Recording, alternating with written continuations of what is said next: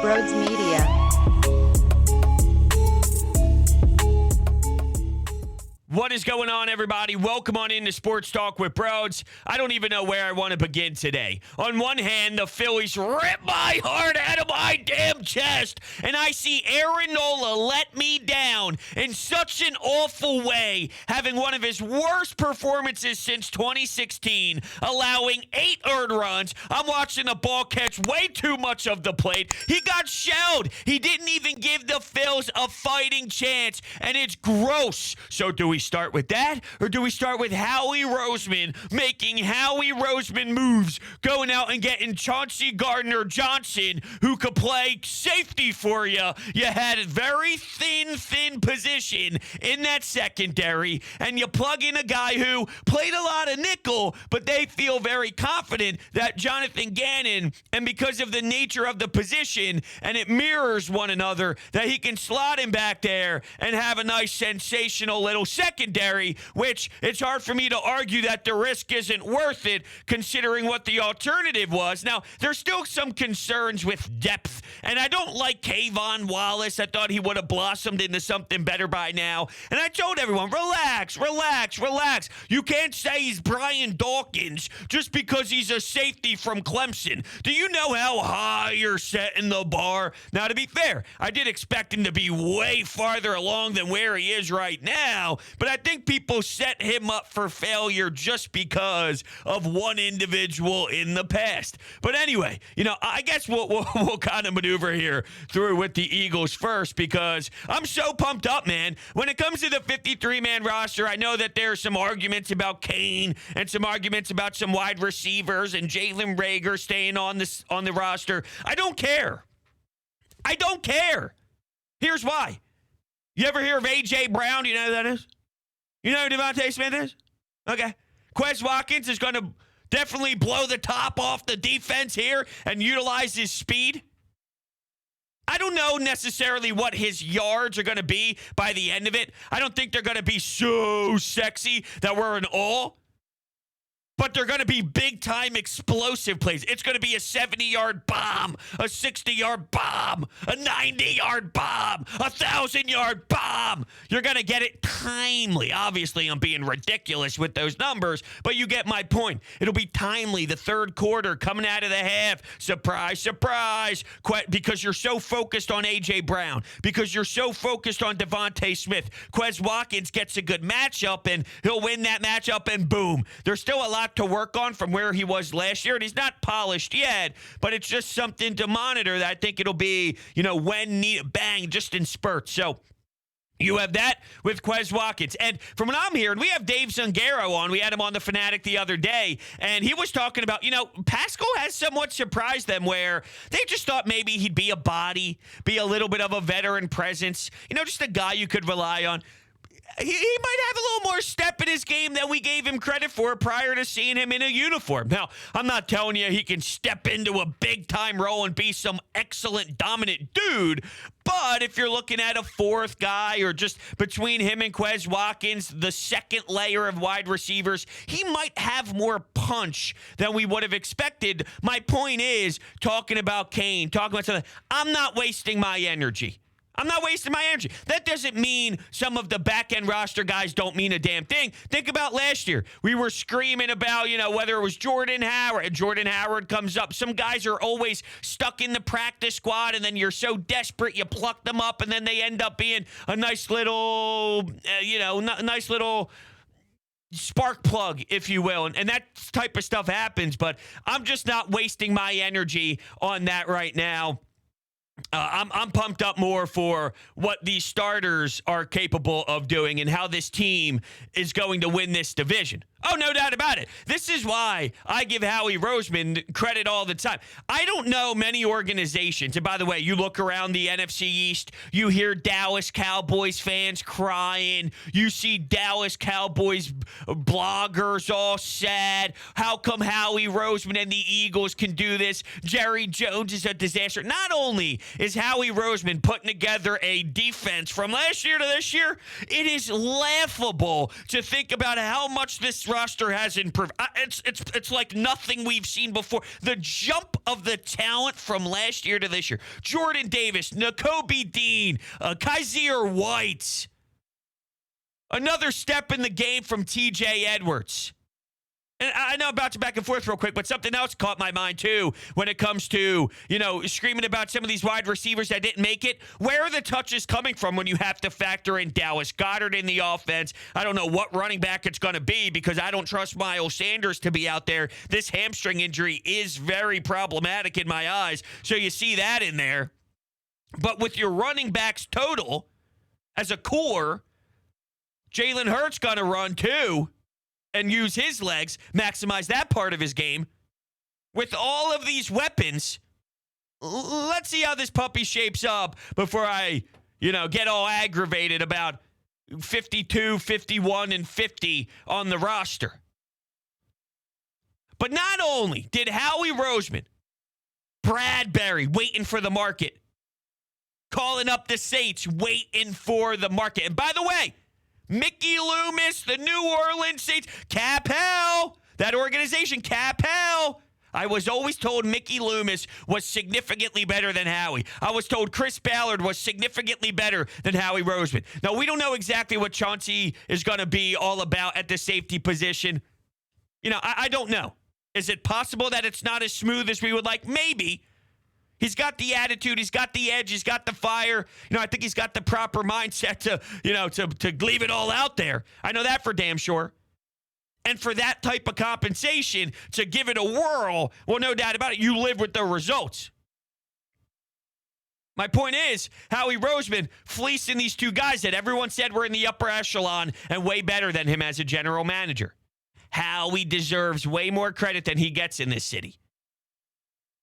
And I'm going to look a tad ahead, too. It's not just about the here and now. What type of GM can put this defense where it is now? And by the way, acquiring A.J. Brown, right? Like, that's a big deal. It's a huge deal.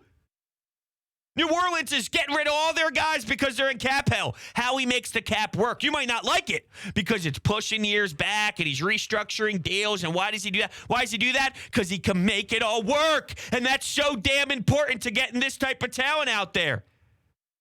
And it also benefits you that Jalen Hurts is on the deal that he's on. If you go get a Russell Wilson, if you go get a big-time quarterback. Not that I would be against that, because it's obvious how important that position is. But would you rather have the mold of the current roster with Jalen Hurts, or would you rather have a Russell Wilson, not have Jordan Davis, not have A.J. Brown, not have some of these other players because it took those draft picks to get that quarterback? I'm not saying there's a right or wrong. I'm just looking at both sides here. Quite frankly, I probably would have been okay with which either way they went, because with the way Howie operates, you'd still find great players to surround Russell Wilson with. It might not be as much, and it might not be as young, 24 talent that right now. Chauncey's 24. Jordan Davis is going to eat players up for years to come. Nakobe Dean, these kids are young. Devontae Smith, young. A.J. Brown's not old. Young. Cam Jurgens, Landon Dickerson, Jordan Mailata.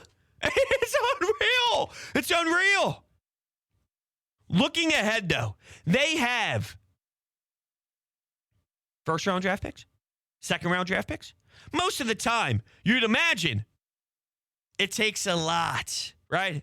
So maybe it costs you a future first, a future second. It costs you a little bit to get some of the players that we're mentioning.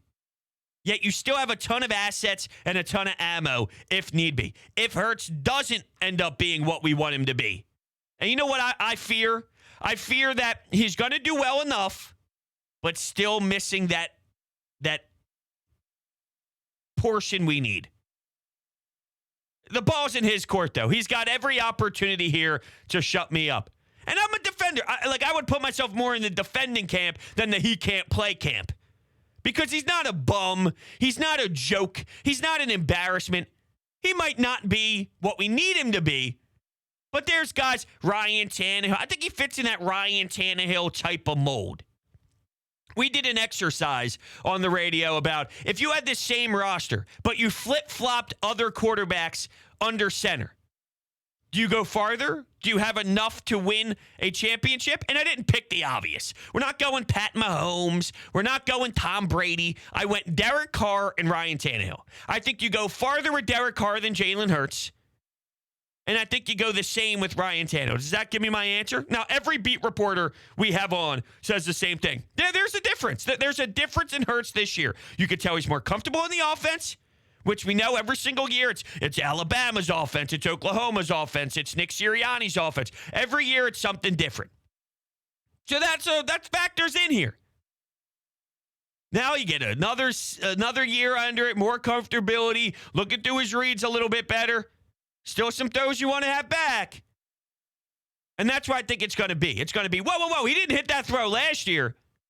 But then there's also going to be, whoa. Those are the type of throws that I expected that he could make better, more consistent, more precise.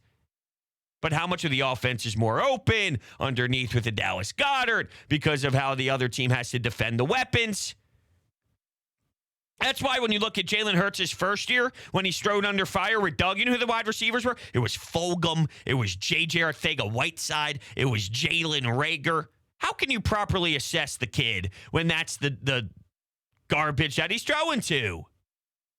Now, it's all on him, man. It's all on him. What else was there? There was the non-Andre Dillard trade. I'm okay with that. Look, if you could have got a second or a first, I probably would have done something with Andre Dillard. But if Andre Dillard has to be slotted in because Jordan Mailata misses some time, or let's say something happens to the right side and Mailata's being, I know they tell you they don't like to do that and whatnot, and I know, I'm just saying, versatility with the Mailata, whatever, you can slot him into the left tackle position, and you could be all right. I don't think you lose games because Dillard has to play 2 or 3 games. Now, could you make the argument if you move Andre Dillard, and because of Jeff Stoutland and the makeup of this offensive line, they could find a way in a different area, just a different dude to go in there and you'd still win games because of the offensive line and yeah, maybe.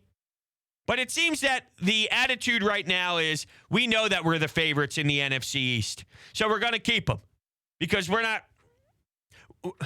going to get anything, even though the left tackle position is a nightmare out there. You got the Dallas Cowboys missing a big-time piece due to injury. And I'm not afraid of trading with Dallas, by the way. They traded with Dallas before. Go back and look at the draft. Think about that, how that played out.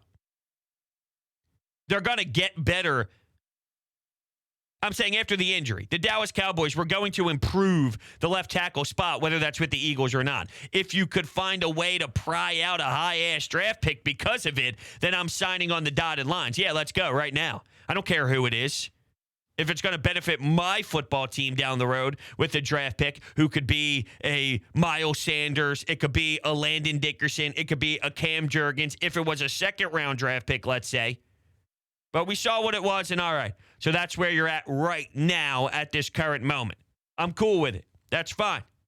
No excuses for Jonathan Gannon. Is he going to play his guys back? Probably, because we know what his philosophy is. And we need to figure this out, though. Was his philosophy only because of personnel last year, or is this what his roots say? He believes that if you're an offense going up against his defense, the more times you snap the ball, the more chances there are for a mistake, whether that's a bad snap, whether that's a fumble, whether that's an interception. Yeah, that may work against Gilbert. That may work against the disgusting, pathetic football quarterbacks that they played last year. Football quarterbacks? No idea why that just came out of my mouth like that. But, the NFL quarterbacks out there, yeah, it might work against Daniel Jones and bums. It's not going to work against even the Derek Carrs, the Justin Herberts. We saw that. Saw with my own 2 eyeballs. Does he believe in that fully? Or was it because that's what we had to do because we couldn't trust certain players out there? Now, if it is what he believes in, will it look 10 times better because your roster is 10 times better, even with the same ideas and the same beliefs? I would have to imagine the answer is yes if you're getting pressure with this front. Think about that. Now, this is why I want Darius Slay in the face of a receiver and jamming him at the line of scrimmage. See, when you play so far off, pre-snap, you're looking around and you go, okay, this guy's going to be open. Let's just quick drop back and bang, find him within a couple seconds. It's hard for your defensive front to get home. Now you got Jordan Davis swallowing every big-time human that's 300 pounds with ease. You're going to have your edge rushers, BG, looking spry. Who else am I missing? Hassan Reddick being a dog.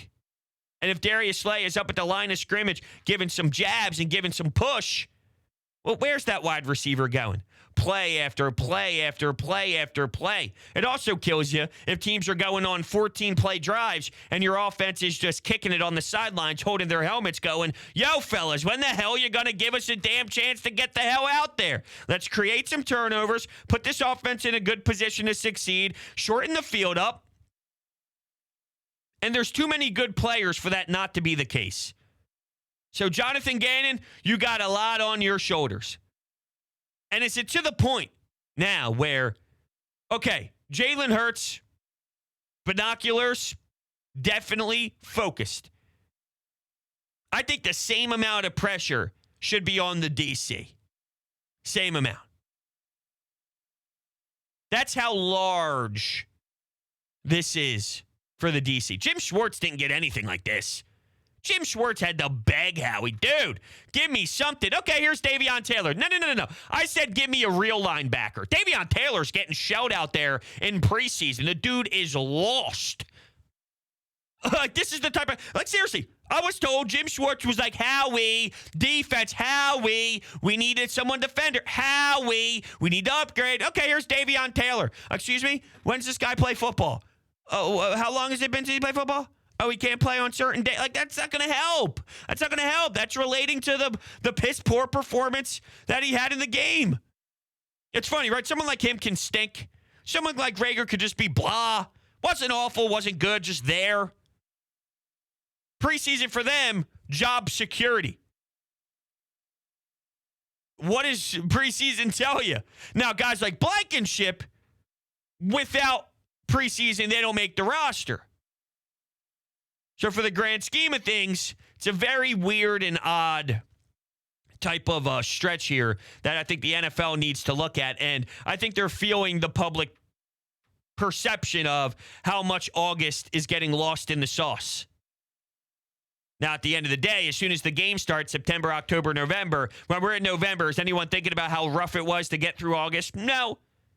But in August, in those moments, in those 3 weeks where there used to be a big-time itch in some football conversation, now it's like pulling teeth. And it's not as simple and it's not as easy. Whether that's filming, or not filming, but broadcasting open practices and giving the people a little bit of football that way. They just keep They keep closing the door on us always. Like, what did Howie Roseman tell us during that press conference? The way he uses his defrosters? What a joke. They lengthened that answer like 75 minutes, it felt like, just so they could answer less. Of course they sold you garbage on Jalen Reagor, but that's because I think they're still trying to get that market going.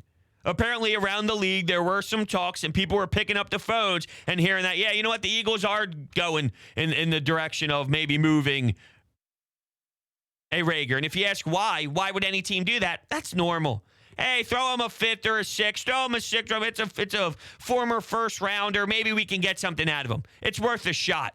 Happens all the time throughout the league. If I was a team and I saw a first-round pick, think about it. Let's take away the name Jalen Reagor. Let's say the guy's name was Bob Smith. If Bob Smith was on Kansas City, because the Eagles are regarded as a high organization, right? So if you look around like Pittsburgh or Kansas City or Green Bay, if these teams are willing to get rid of a first-round talent for a sixth-round pick, I mean, you could maybe look at it like they know something. But at the same time, it's what's this going to hurt if we try, if we take a flyer? Sometimes you can hit a home run. If you strike out, whatever, you weren't going to have him anyway, and I lost the sixth rounder. I lost a late round pick. So that's why. I think that it's still kind of circulating around, and we'll see some things occur. Surprises? The only real surprise was the offensive tackle making it, Sills. Other than that, I think everything else was kind of almost status quo. How about this? Nate Sudfeld going to the Lions. That's fun. Nate Sudfeld. Dude's still kicking it, huh? Guy's been around for a while. Doesn't look like Carson Strong had that type of impact on. They wouldn't even give the dude a chance to throw the football. Imagine how bad you have to be for that to be the case. Okay, with that, we'll do a little flip-flop. We have some Anytime Hotline stuff. We have, we got 2 that I'm plucking from the inbox here. I think I had 2 Phillies, 1 Eagles. So how about I do the Eagles text here from Danny? Do you expect Jonathan Gannon to be bad again? Danny, no. I think you have to be stupid and dumb, not you, Jonathan Gannon, that is, to mess this up. Seriously. And while I don't know exactly who Jonathan Gannon is, you have to be so pathetic at your job. Vomit-worthy bad. Atrocious. One of the worst defensive coordinators to ever live to make this thing ugly. Seriously. And you know what? If Jonathan Gannon happens to be that, then shame on me for believing he's not, even though I don't have the bar set very high. But I just look at the people who are playing, and I go, inevitably, this thing has to, I mean, come on. Even if you do the most basic of basic, I think your talent takes over at this point. Now, that doesn't mean I won't be mad at them and kind of want more if they do that, right? And hypothetically, if they just ran the most basic stuff, I think your talent takes over. I demand more, though. I want to see versatility. I want to see different looks. I want to see disguises. So teams think, okay, I know exactly what they're running. Oh, shit, where the hell did that come from? I didn't see him coming from the left side, or I didn't see that blitz by Avonte Maddox. That surprised the hell out of me on 3rd and 4, and now it's 4 and 11. It was a big-time sack. They're punting the football away, right? Like, I need to see more of that. But do I think he's going to be bad again? And maybe this is me just putting blind optimism in there and looking around the league, and people around the league make a lot of mistakes, but because the hype is so big, there's got to be something to it, right? Right? So that's sort of my thought process on it, where it can't be that bad. Can't be as bad as last year was. And some dig into the numbers and say you're overreacting. It wasn't as brutal as you thought. No, it was. It was unacceptable. If he followed that up with another year similar to that, I'm done with Jonathan Gannon. We knew he wouldn't get fired last year, but I'd be done if that's the case. All right. Now let's flip-flop over to Aaron Nola. 8 earned runs, 4 innings pitched, and I'm pissed, man. I'm pissed. You know, this team has a problem in Arizona. They can't beat the Arizona Diamondbacks, and here's what I'm not going to do. I'm not going to say that here's the they're going to lose games in September. All right, I promise you, unfortunately, they're going to lose games in September. Every time they lose, it's not the start of the collapse. I look at this, and if I'm going to get fooled by the end of this, fine. I'll accept it, all right, because I think this team is different, and I will stand by that. Just because you lose a series doesn't mean this team is disgraceful. It doesn't mean that they're automatically bad. This type of series loss hurts, though, all right? I'm not proud of them. They're getting their asses kicked. They're getting beat down. They're getting demoralized with these L's. So it's not just a tough 5-4 loss or something like that. You know, you're seeing the Diamondbacks go on a run where they're scoring 20-plus runs since your last run. And they can't even get a damn hit. It takes them too long to get going. And injuries are piling up. You're in that late August now. You're seeing issues with Castellanos. You're seeing something with Bohm and the quad. Wheeler's down. Marsh just came back. But every team's dealing with this. Just like when Bryce Harper went down. There's no excuses. You got to keep going because no team's going to feel sorry for you. So I hate it. I hate it that that's what we saw. But I'm not ruling this team out. They deserve way more respect. I want to hear, 3 years ago and 2 years ago, this is what they did. This is not them, though. Like, are you comparing Odubel Herrera and all these players to Kyle Schwarber-led team? They have youth here that still need to learn and understand what this year is like, the backstretch. Bryson Stott, boom. Like, they got to adjust to this now. And in regards to Nola, I'm devastated with this. You know, over those last 4, he's had 2 incredible games. 1 bad one and 1 monster blow-up. So do I rule him out forever because of it? No. Am I more concerned now than I was before the start yesterday? Yes. I put my faith on the line in him. I said there's no way he's going to let us down. He let us down. He did. I still have more faith in most, I'd say, than most. I have more faith than most in him. If he's tipping pitches and he's telling them, hey, have at it, well then, it's a big reason why that occurred. I don't know how that just happens. They're going to go look at it. But I'm just saying at least there would be a correlation on why it was as bad as it was. Because he's giving them signs. If not, though, do you chalk it up to one of those days? Do you chalk it up to him being in his head? I won't know until I see him get his next start. Because if he goes out there and gives you 7 and 1 earned run, well then, Aaron Nola's doing great. And this is the best we've seen out of Aaron Nola in the entire season in quite some time. He knows what's being talked about. He knows what the drama is. He hears it. Will he rise to the occasion, though, after this beatdown? I don't know. I think he's got it in him to flip everybody the double bird and say, screw you. I know I can do it. This is one of those tough series, and it sucks because it's against a similar team that it happened to last year. But I'm not out. I hate it. I'm hurting. I don't feel great. When you're watching, you go, you got to be kidding me. When that home run left a bat, he leaves it over the heart of the play, little up two, little high cheese, gets murdered. You're watching the Diamondbacks run the bases, electric speed. I mean, it's wearing you down. It's late at night. It's 11:30. They're getting crushed. Their bullpen's getting taxed. That's why I needed Nola, man. You got to give me 7. You got to give me 8 because of how bad the night before was. We were using so many dudes, and Sanchez can't find the strike zone. Ranger can't find the strike zone. That's another guy I have concerns about with the health. But I'm not going same old Phillies. I'm saying horrendous series, bad series, awful series. I'm not going same team. Those are two different things. It very well may be by the end. I feel the probability, though, is they're not. You don't just win 90-plus games. And they will win 90-plus games. 90, 91, 92, 93. They're going to win games. We were fighting to be a 500 baseball team in years past. Well, they're only beating bad teams. Not true. You're just saying that. Not true. Not true. Dodgers, Cardinals, Brewers, Padres. Now, the Padres and the Brewers have their own issues, but those are the teams that you're battling with for the wild card position, and you're beating them? How's that looked at negatively? They've done a lot of great things. You think I'm pissing it away with this?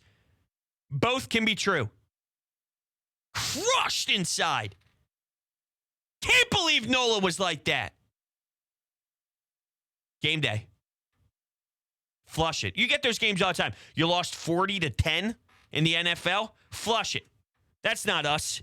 It's week 7. You're 6-1. Now you're 6 and well, it's week 8, I should say. You're 6-1 through 7 weeks.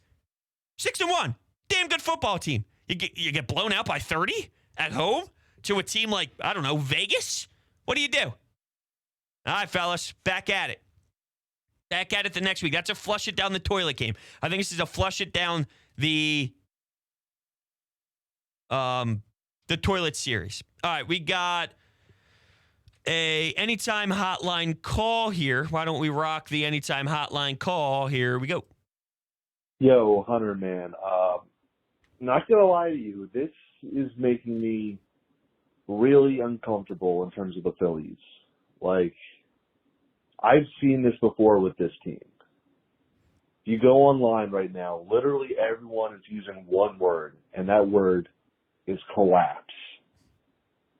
I'm not going to take it to that level yet, but this is definitely a familiar sight right now. And I hope to God that they can alleviate this before it's too late. Well, look, I don't want to react the same way Twitter reacts. If you tell me my life is surrounded by what is said on Twitter, I don't know how many years I could take it. So just because Twitter's saying something, especially when it comes to sports, I don't know if I necessarily want to be packaged together with that crew. Doesn't mean they're always wrong, but sometimes I'd say it's like if you're looking at a baseball player, they're like, Adam Haseley. They bat around 100, 108, right? All right, let's take our odds here. Jimmy, I will say this, though. Jimmy's a frequent caller. I appreciate you calling into the show. I see you on your reactions on Twitter sometimes don't match your reactions in the phone calls. Your reactions on Twitter is like, I'll just use this as an example. Blow the team up. They're pathetic. They're awful. But then you're going to call like this where it's like, I'm not going to go too far yet. So I don't know. I'm trying to find that balance with you, Jimmy. Sometimes it makes me chuckle. But, yeah, I'm not saying collapse. Sorry, too far. And we got a text here from Greg. Why are the Phillies talking about Eflin? Well, they're thinking about Eflin coming out of the pen. That's why they're talking about it. You need some bodies right now. And I'm starting to get concerned with some of the health things. So at this point, while I'm not in love with the theory of it, I think it might be what you have to do. You know, you look at how the bodies are running thin right now. I don't trust him because he can never stay healthy, but you're also not asking him to lengthen out. You're not asking him for 6 innings. Can he give you 2? Can he give you 1? And I don't know. I have no idea. But this is called desperation to a degree. I also feel they like him. So because they like him, they're going to try and find a way to get him in no matter what. But I don't know where Ranger is. And that's the thing. If Ranger needs time off, Eflin's not in a position to be lengthened out like that right now, at least not what I believe. So I don't know. That's why they're talking about him, though. The pen. Would you rather go to Eflin or Nick Nelson? Would you rather go to Eflin or Bilotti? I mean, I'm putting yourself in their shoes. Sir Anthony was down.